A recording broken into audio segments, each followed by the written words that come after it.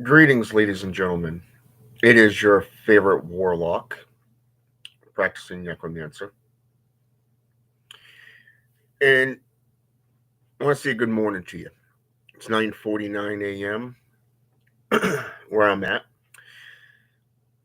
It's been an interesting night. Spent a long time in meditation and reflection over the night before crashing. And today, I want to bring to you the perspective of living better. Living better. Now, what does it mean to live better? Bruce Lee once said, "The most potent enemy listens, thinks, and observes." Basically, meaning it makes you unstoppable because they don't know how to deal with you. They don't know how to go about being around you because you're not a part of the normality of the sheep mentality. One of the greatest quotes of Stoicism is, "To live a better life, don't give the pen to another person." Okay, basically meaning to write your own story, you need to be writing it, not somebody else. Okay, these two quotes have a lot in common. Why? Because of the fact that it is your responsibility to make your life better. Okay, and how do you do that? Stoicism deals with knowledge and wisdom, thinking, observing, learning. Martial arts, from a warrior's perspective, is the exact same thing. You're adapting through combat. Some of the greatest samurai were able to do this in combat. They learned while in combat, they adapted while in physical combat, and improved their skills in combat.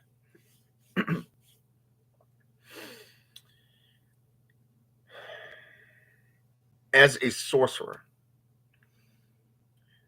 some of the old names strike fear in society because modern people have decided, let's stick to the normality of what people go by today, such as the witch, the warlock. But a lot of people, they don't want to sit there and discuss the things that are like the marimberos, the necromancer of the African Caribbean traditions. They don't want to talk about the capilata or the bokor in voodoo.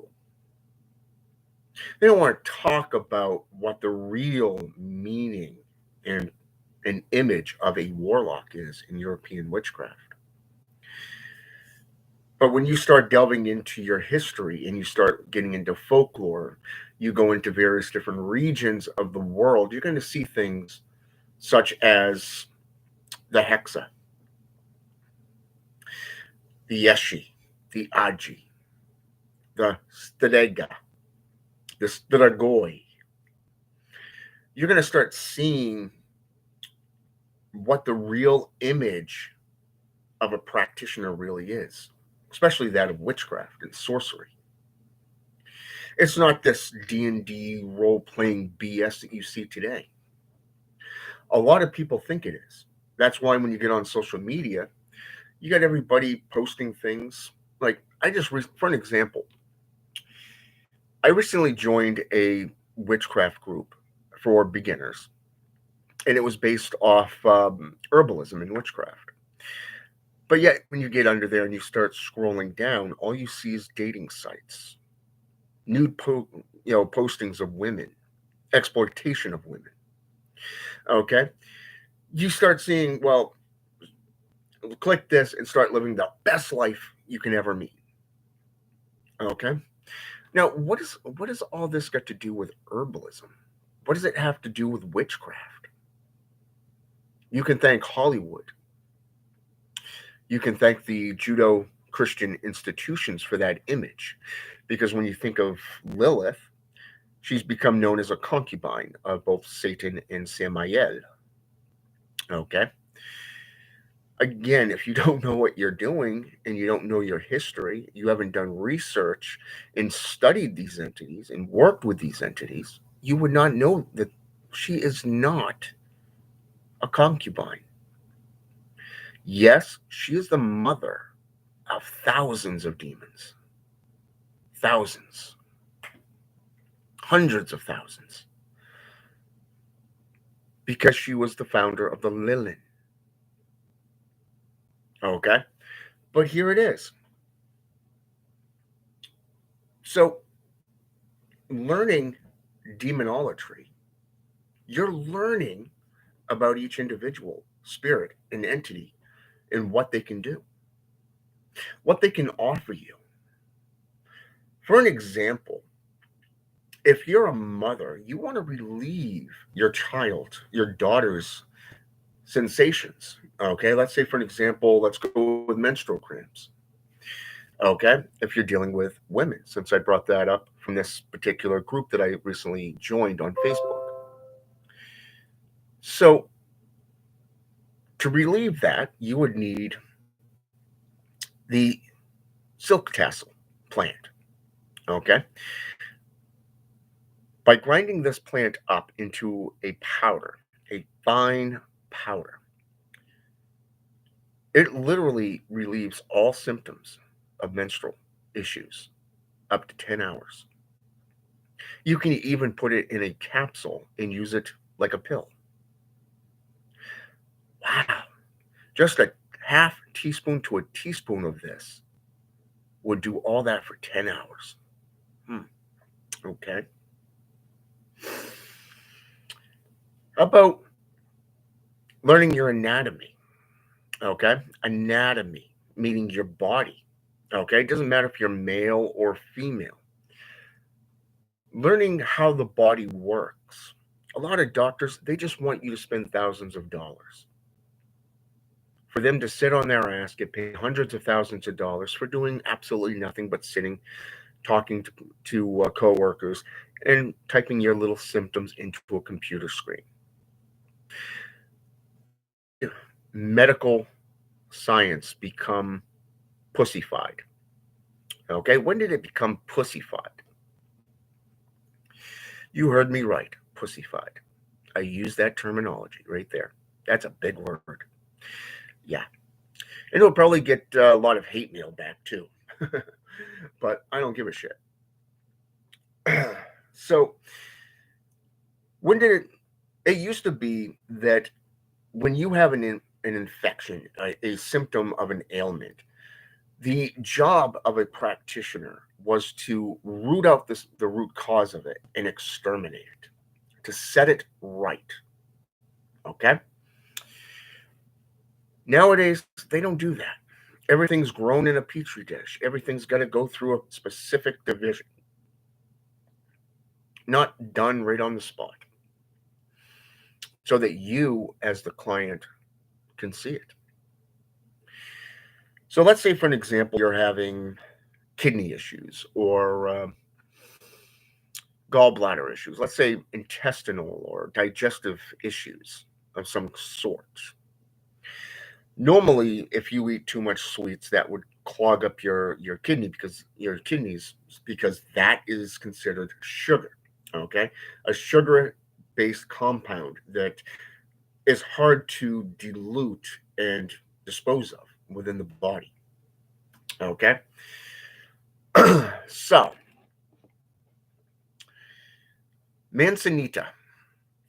Manzanita is a plant, a very rich plant, and you can get a little bit of richness from the leaves and a little bit more from, let's say, 25% of the antibodies that you would need to cure an ailment such as this would come from the leaves. 50%, or let's do it like this: 30% from the leaves, 30%, 60% from the stem, and 100% from the roots. Okay. With this particular plant, you need a powerful blender. Perhaps if you want to do this at home, get a good blender, get, a coffee bean grinder, make it into a fine, fine ground powder. Okay. 1 teaspoon of this 3 times a day in water eliminates in a single day that ailment. Hmm, that particular ailments, digestive system issues. Wow. Now, again, with this particular powder, you could also take the more, how should I say, chunkiest versions that are left outward after you shift through it. Make it, make a tea out of it. But you could also utilize this powder and put it into a capsule. So you got 3 different methods of utilizing this one plant. Interesting. And this is all natural stuff in herbalism. Okay. And it's just by understanding the human body, understanding the anatomy and how to treat certain ailments through herbalism. Just natural stuff. I mean, one of these plants, maybe $20. Going to a doctor's office, about $800, if not more. Whew. Depending on how long you're there and they make you wait. So, but it also comes down to your financial issues. You know, are you good at saving money? Are you good at understanding the numbers and how to keep money? Take my son's mother for an example. And I'm going to use her as an example here because I think it actually fits.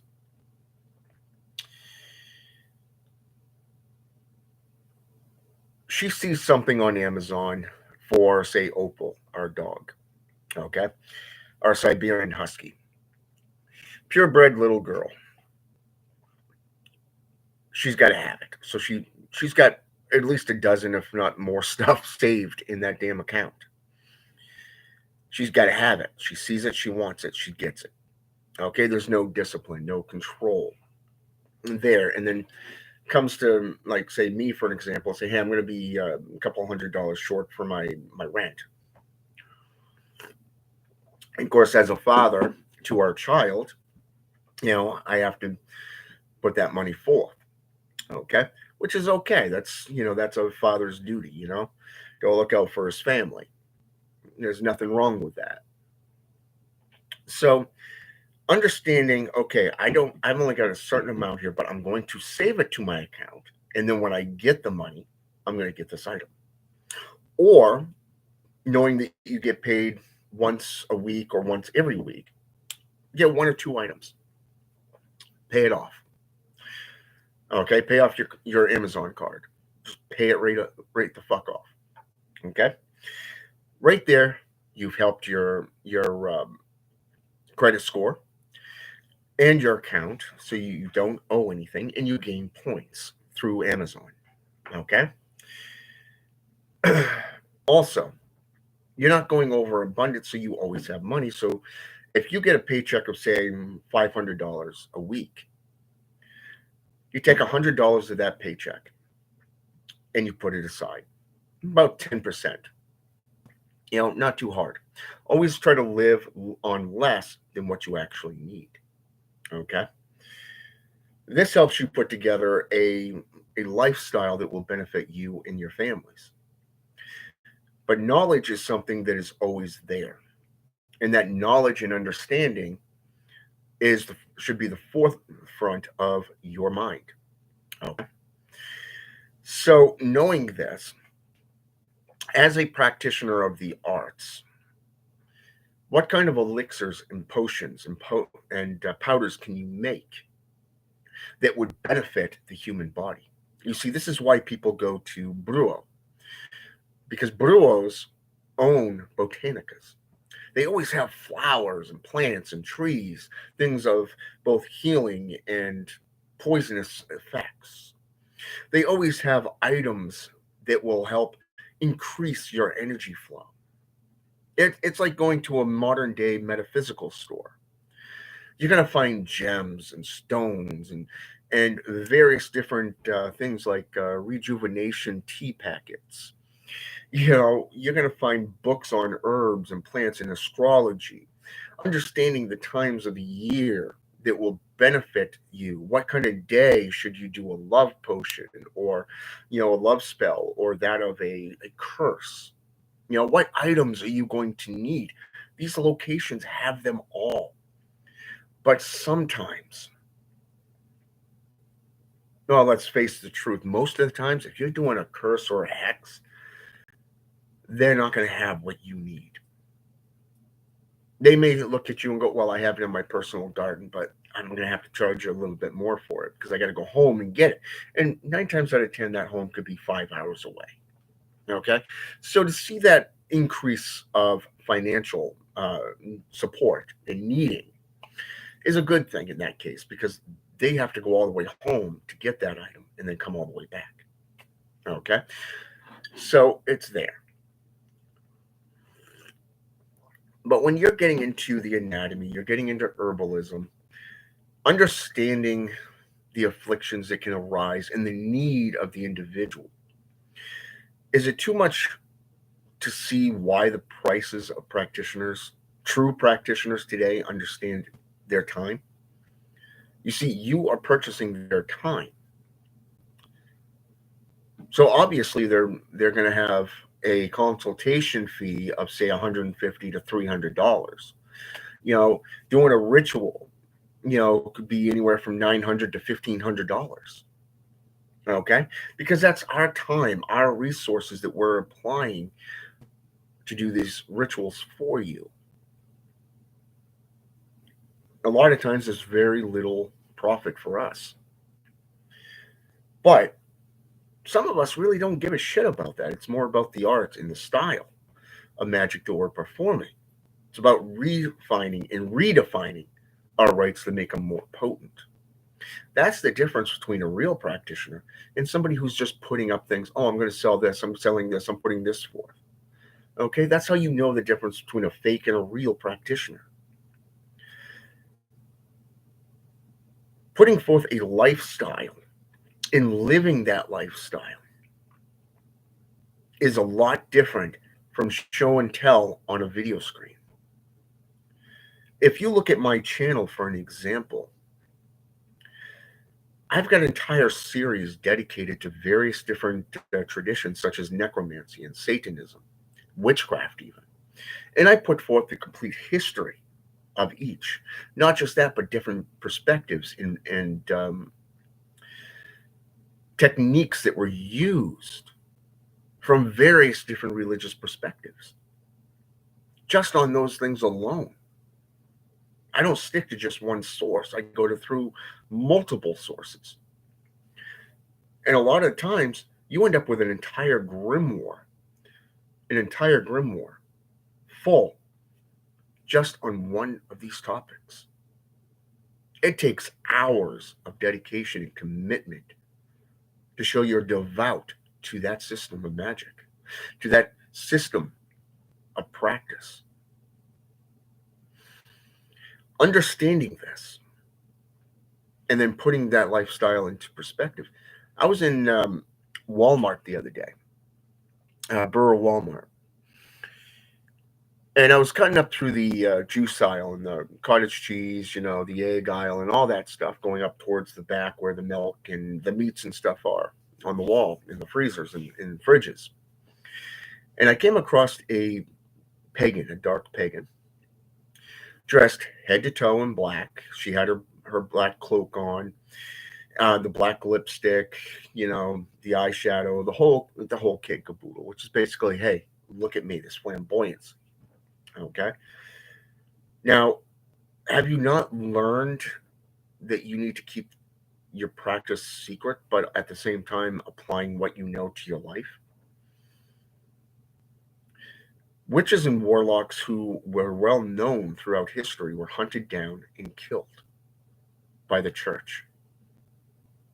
They, the legal system was always used as their attack dogs. This is history, ladies and gentlemen. So why would you not want to back up what you preach? Why would you not want to make yourself available to the public? Why would you not want to sit there and go, hey, you're hating on me for doing this, but guess what? If you go to this source or this source, how about go into your own Bible? You got numerous sources right in the Bible between the Old Testament and the New Testament of practitioners of witchcraft that Christians have actually gone to.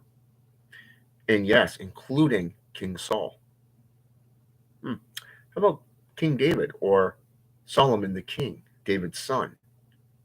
Just three right there, back to back stories. Hmm. Okay.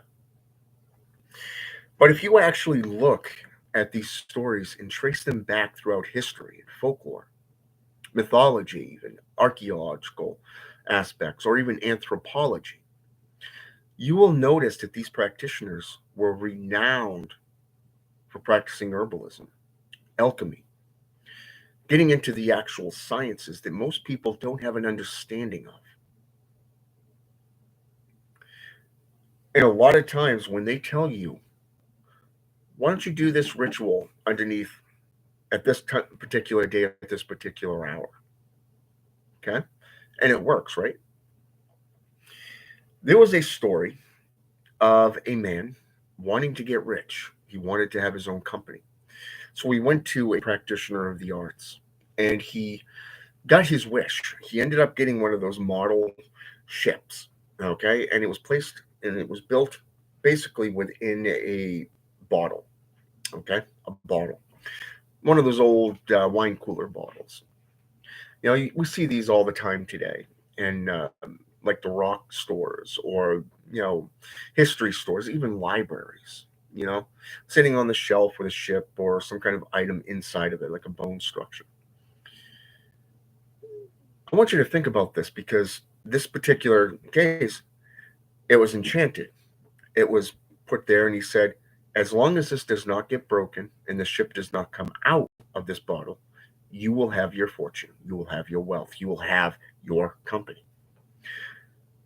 About 20, about 10 to 20 years later, this man had a prestigious company, a shipping company. He had many employees. And then one day that bottle gets broken and the ship comes out, gets shattered, and the man loses everything. Hmm. Could that be a self made curse? Possibly.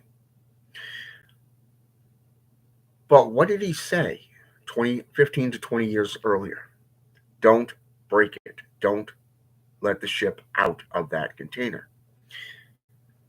Well, it got broken and that ship came out, right? Because on that day, you will be broke. You will lose everything. Okay? Is that seership, mediumship, even telling the future of what is to come? Kind of giving him a heads up saying, hey, this is going to happen. Beware. Be extra careful. Be vigilant and watchful. Again, what did I say about that quote from Bruce Lee at the beginning of this video? A true enemy, a true opponent, somebody who's potent in their skills, will listen, learn, and observe. Hmm. Interesting how that works, right?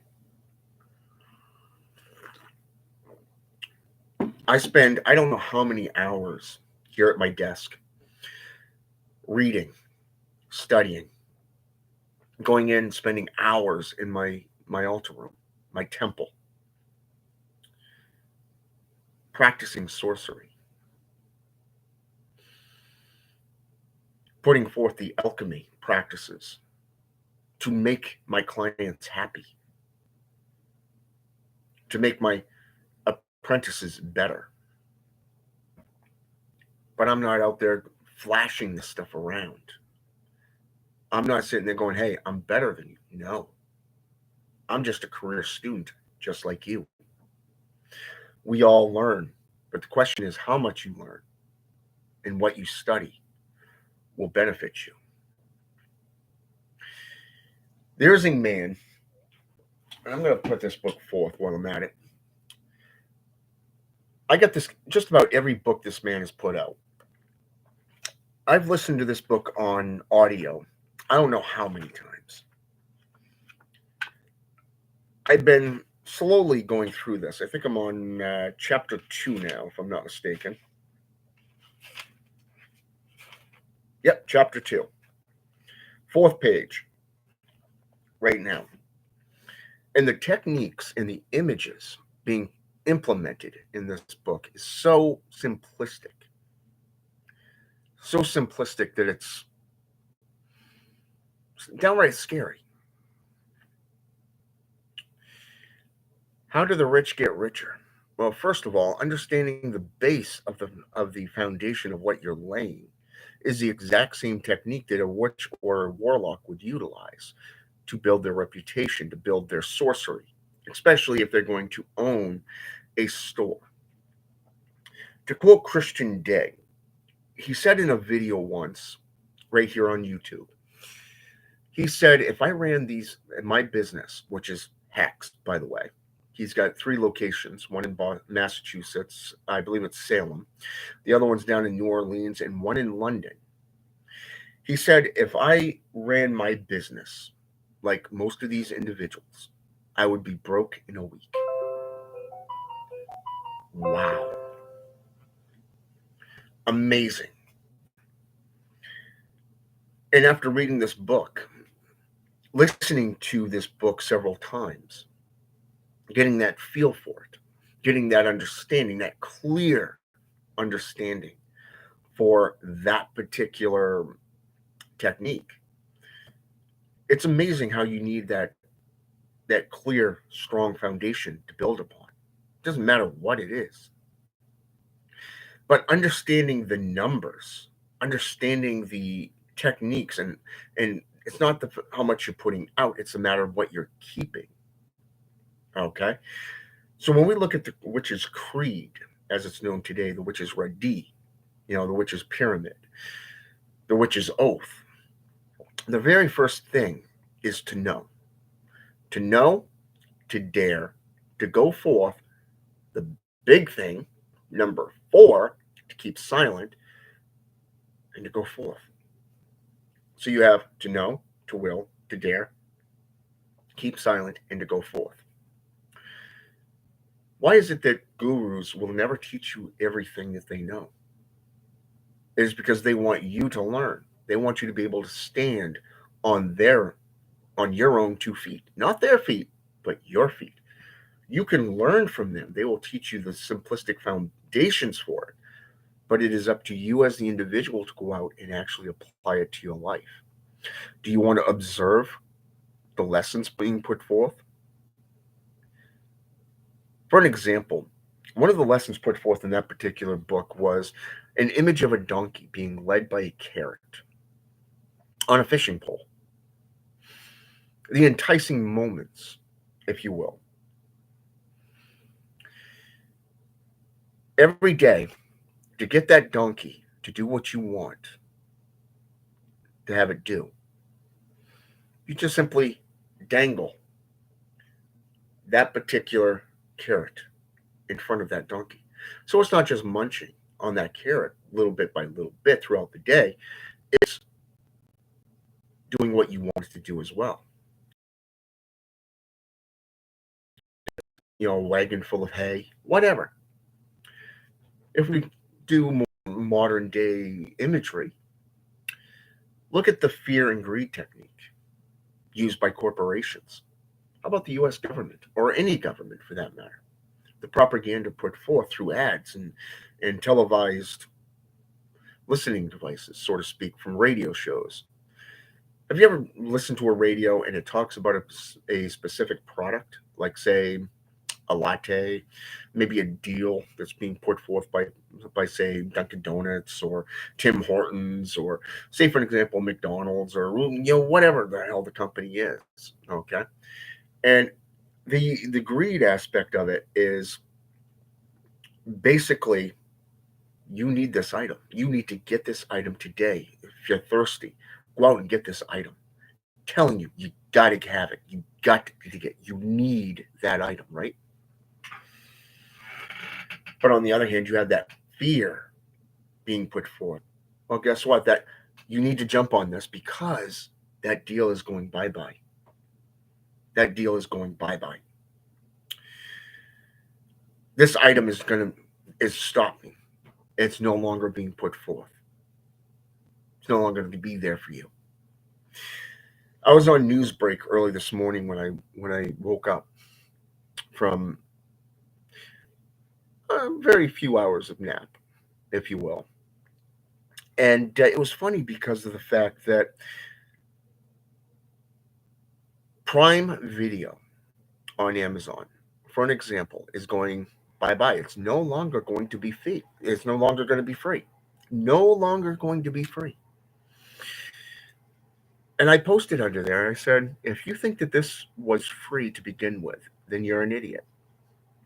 Because if they don't nail you on one side of things, they're going to get you on another.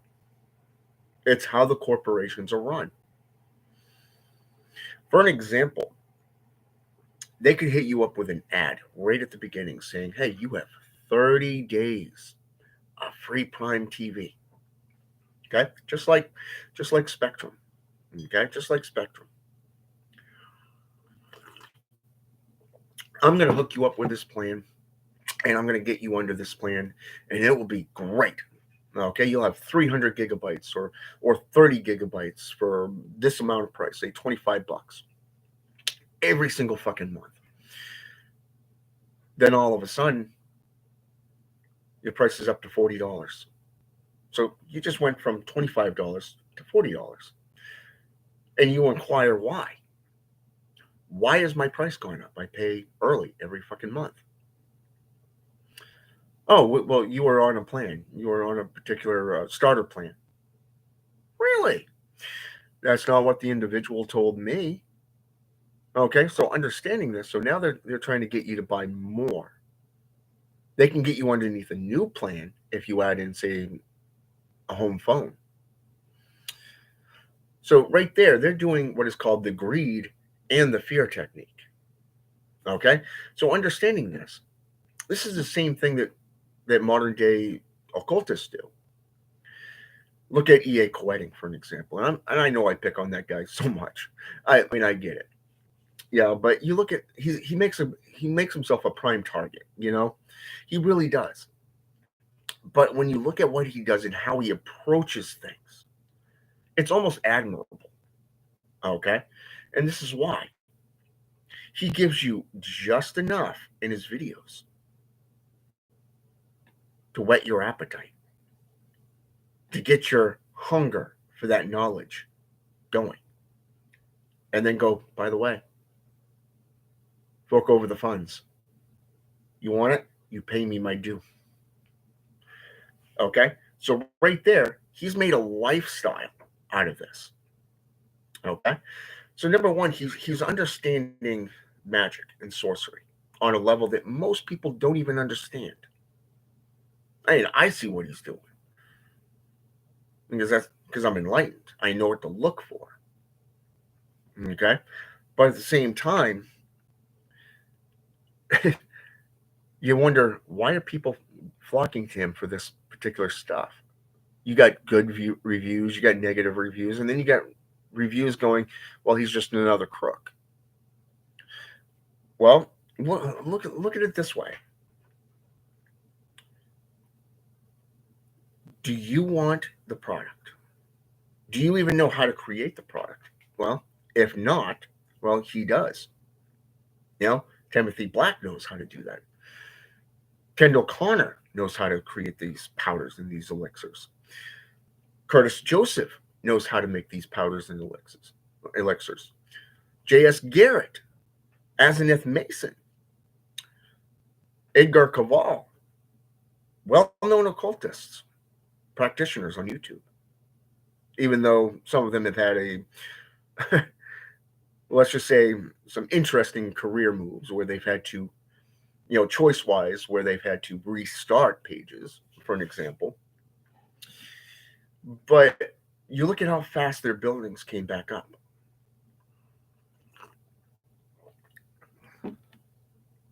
Understanding what the spirits tell you and how they're leading you is another thing. So on one hand, you have your spiritualism. On the other hand, you're knowing the alchemy. So number one, you're learning about the anatomy and what you're capable of doing through the chakras, through the kundalini, through awakening the third eye, understanding, say for an example, psionics, or that of, say for an example, the three most basic components of all other occult practices, such as projection, remote viewing, and astral projection. Three of the most talked about. Raymond Buckland has an entire book on spiritual communions.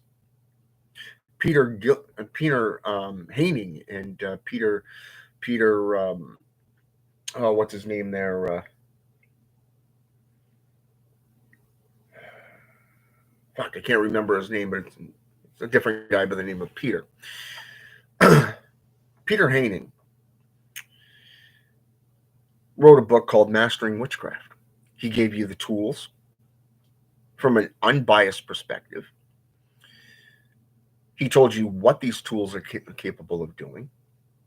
He went in and gave you topics on how to practice witchcraft from an unbiased perspective.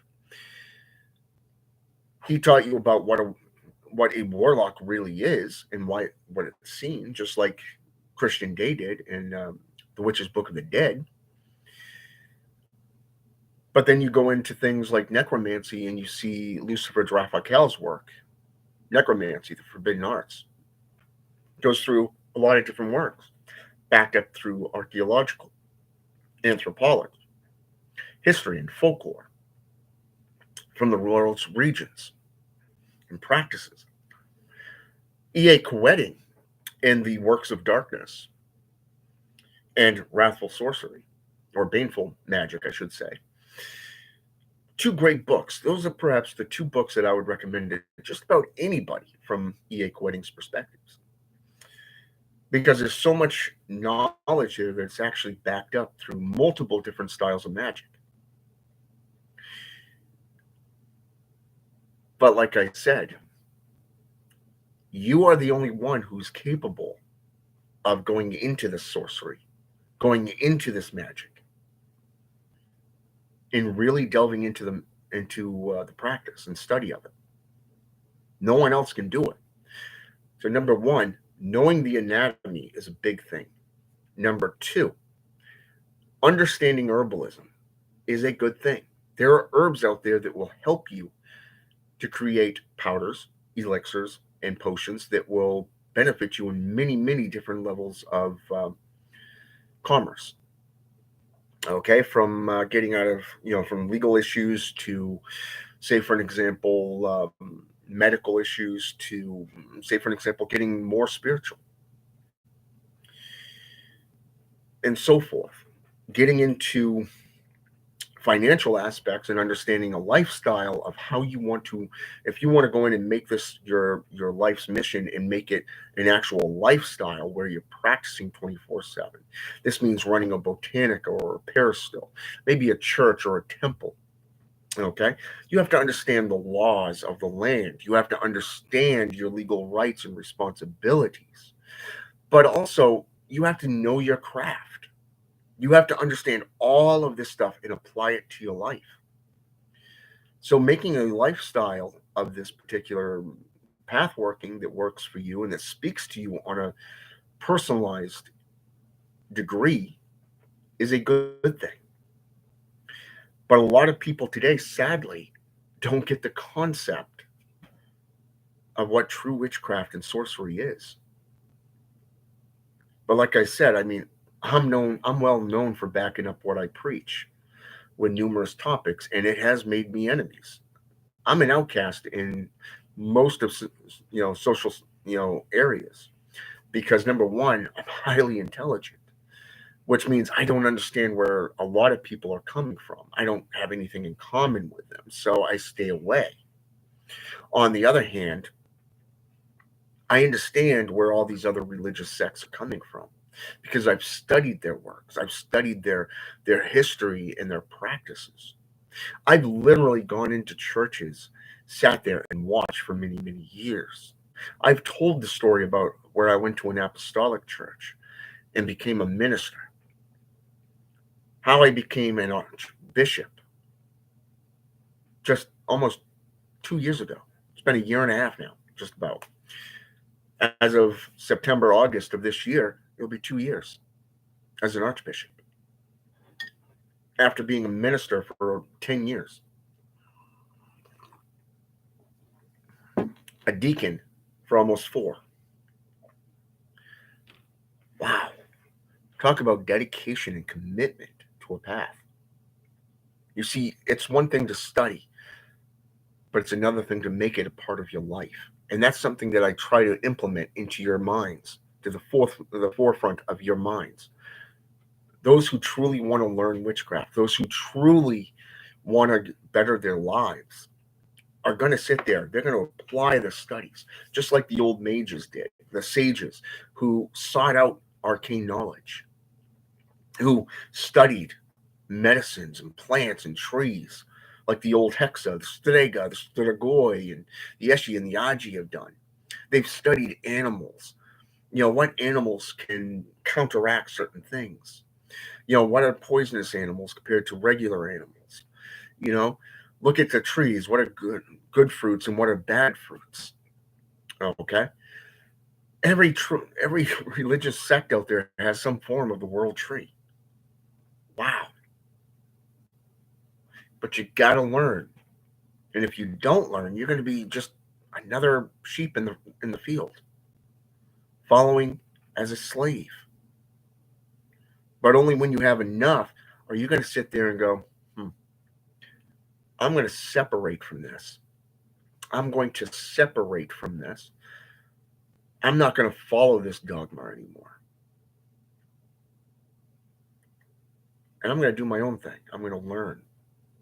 And when you go against that grain, then you become dubbed a Marimberos, a Bokor, a warlock, the proverbial bad guy image. And you know what? There's nothing wrong with that. They can try to shame you all you want, all they want. But when it comes down to it, it's free. It's freeing. It means you're free to study whatever you want, to apply whatever you want to your life, and to grow. If you want to get into the ministry and become a clergyman, feel free. Yes, it's a title of importance. Okay? And Belial does put that forth. He is the giver of titles of importance. Doesn't matter if it's senatorships, doesn't matter if it's titles such as clergy titles such as reverend, pastor, priest, bishop, archbishop, cardinal, whatever. It's there. Okay? Even if you want to be a shift leader at a fast food joint, it's there. Okay? I've had 2 ministers, 2 GMs that I have talked with that I've made their lives better. The first one, the old guard, was literally coming down on his head, and I showed him the legal rights that he had to go back at them with, showing that they were wrong. And you know what? It went in his favor. Why? Because they knew that they were in the wrong. 2 weeks after he left, the one causing all the issues was fired. About a month later, the district manager stepped down and became a GM, a general manager. And the district manager, the regional manager rather, left the corporation and started her own business. Wow. See how that happens. Okay? Through knowledge, you're able to stomp those who are trying to limit you. Second of all, and I've spoken this before, my current GM has said, hey, you can't become a shift leader. Well, guess what? According to the labor laws, I can be. And you are permitted to make it happen. Because otherwise, number one, it's discrimination. Number two, It's in violation of multiple different other codes and penal codes. Okay. And number three, from a corporation perspective and a legal right, according to the Fourth Amendment rights, you are preventing me from making a living and moving up in the company. Ouch. Well, guess what? I looked right at him one day and I said, what would you do without me? Now that I'm a shift leader, what would you do without me? Okay. Basically, meaning, since you promoted me, since I was promoted to shift leader, your life has been better, a lot better. A lot of that pressure that was on you is gone. I'm watching this new district manager. She used to be laughing. She used to be lively. And now she comes in, it's like she's depressed, she's unhappy, she's very much, how should I say this? Stuck in a rut, if you will. Like she's not happy with her current job. Okay. Now, why is that? It's because she is stuck in a formality of what it's, how should I say this? It's more damned if you do and damned if you don't. Okay. Type thing. And she doesn't know her rights. She doesn't know that she has a right to do what she does. This is my department. These are my stores. This is how I run them. Okay. You want to make a profit. You want to do this. You want to make this better. Let my team and me do this. Okay. But no, she's getting orders from above. Okay. And it's coming down and it's hitting her like sitting there constantly hitting her head against the wall. Okay. So I just saw her yesterday and it looks like she is so run down. She's so tired. She's got very little energy and it's just like, whatever. You know, you drained coffee. It was brand new. You drained it. Wow. You asked me to do the TDS. Again, we changed the batteries in that little tool that we have to test it in. Giving it a try. Both bins were already full. Which one was the older? Wow. Okay. See? Right there, she knew she was in the wrong. But at the same time, she was trying to question the motive. She's trying to find that breakthrough. But she's not getting there yet. The district, my general manager, guess what? He's got me, he's got the AGM, who is constantly going over an abundance of our jobs so that his life is easy. So he comes in, he can go right into the office, sit down, do the payroll, do the computer work, and don't have to worry about anything out in the store. Why? Because me and the AGM already have it covered in the mornings. He can just sit there and relax. I've got the deployment up, or the AGM has the deployment up. Everything's running smoothly, everything's restocked. We're keeping the times down, everything. Why? Because we know our jobs, we know our responsibilities. But at the same time, we're willing to do more because of what he has to deal with. Okay? I don't know about you, but I don't mind the pressure. I don't mind. I like being in the shit. I love being in the middle of things. I'm in a prime location in my career in a station where information comes from two different sources. I got the team and I've got the upper management all going right here. And I'm right there in the center. Why? Knowledge is power. True power is undefiled wisdom. But I'm also one of those stigma males that will sit there and tell you, huh, if I see an issue, I'll just fix it. If it's something I can't fix, then I'll say, hey, I got to do this. You okay with that? Cool. You know? So, and then you look at the schools today and they're trying to teach first graders algebra, thinking outside the box, if you will, problem solving. And you're dealing with 6, 7-year-old kids that still learning to add and subtract. And you're giving them algebra. And it's the method of their teaching.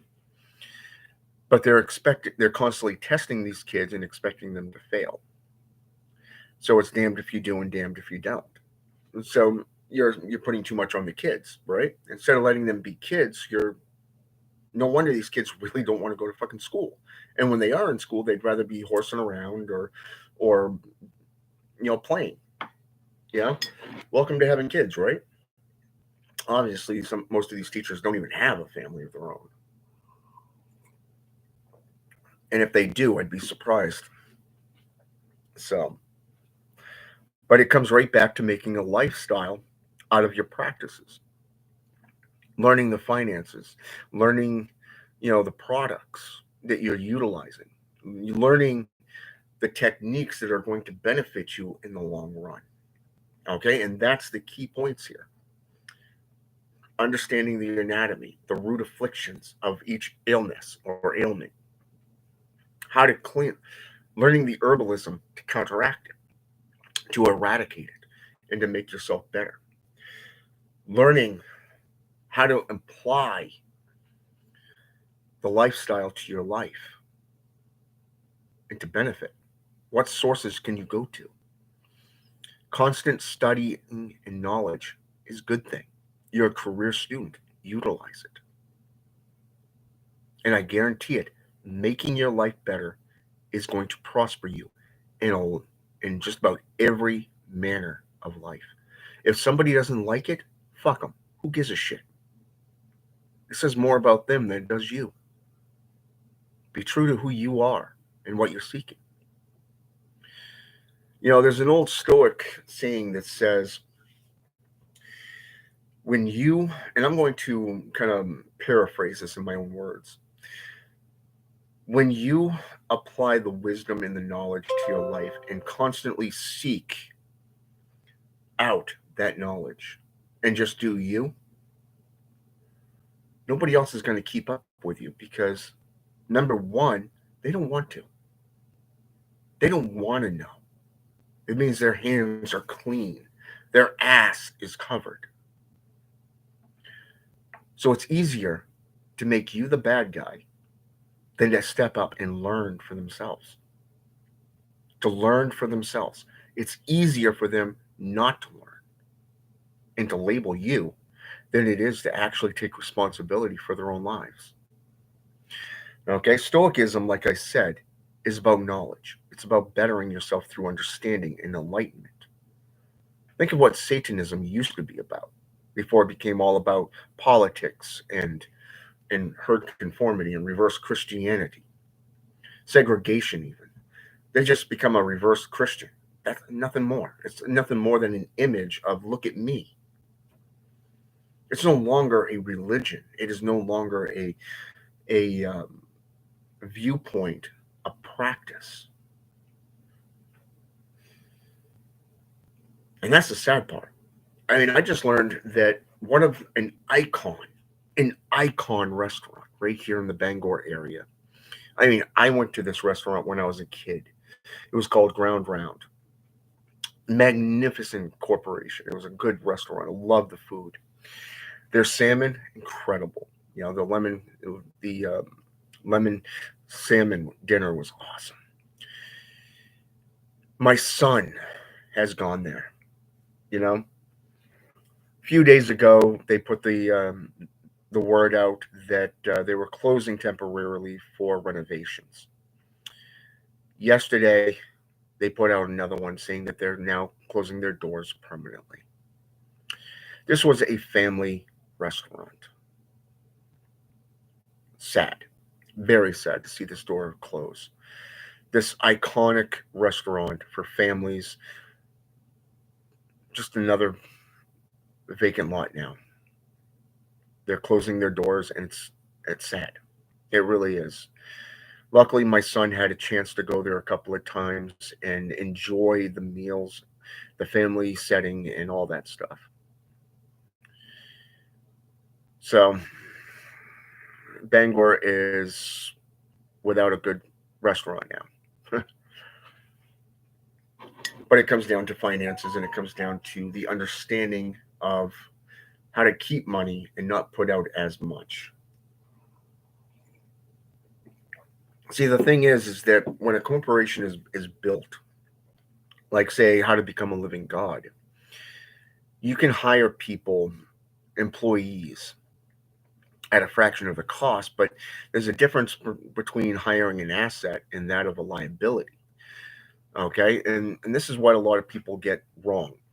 Okay. And this is where I relate to that book, by the way, is because I've seen this too many times in my life because I've had so many odds and end jobs over the years. People come in, expecting to get rich quick and to have you never had a job before. You just get out of high school and you expect to be a manager. No, you got to earn that right. You don't even know what this corporation does. About 6 years ago, about 6, 7 years ago, I was working for one of the Dunkin' Donuts owners here in the Bangor area. And when he hired me, when he brought me in for an interview, he was completely dumbfounded. He had never heard of an applicant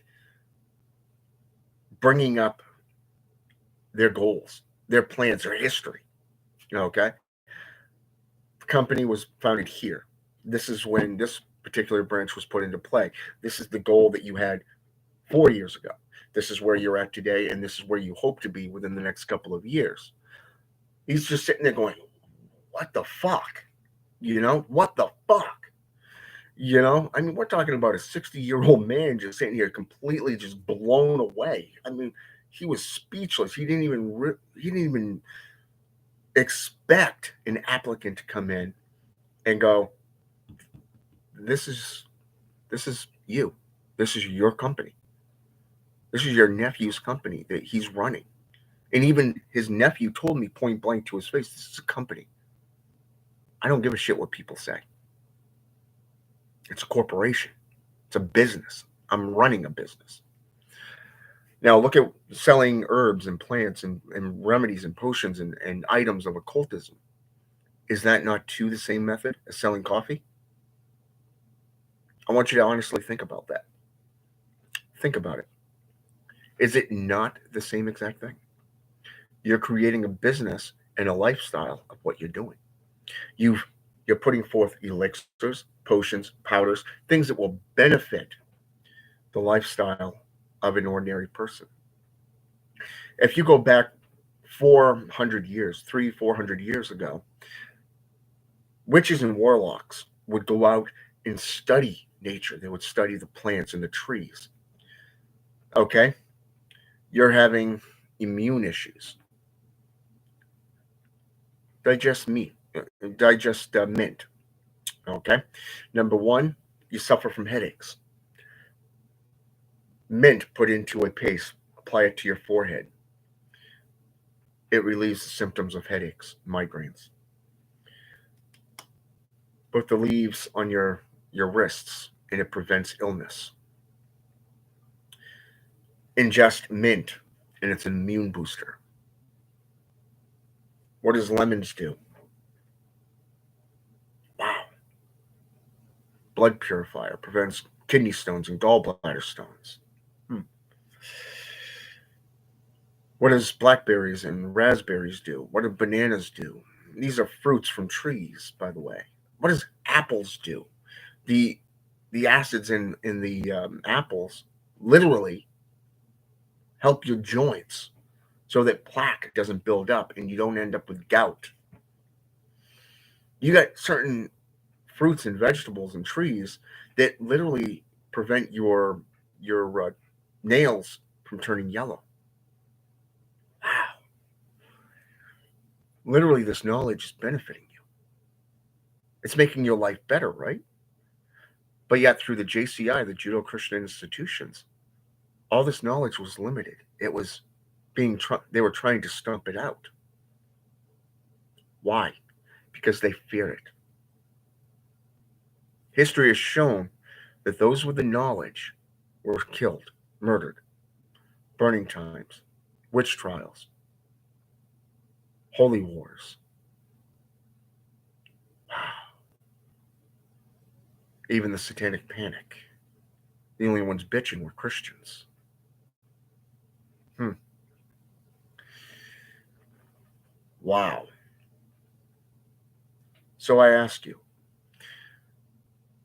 what are you willing to do and to go through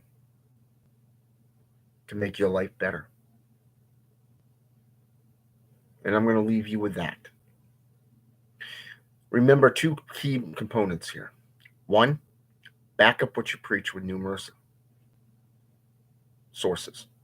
And always make yourself available to the public because you are responsible for the things you do and say. All right? With that said, I'm out.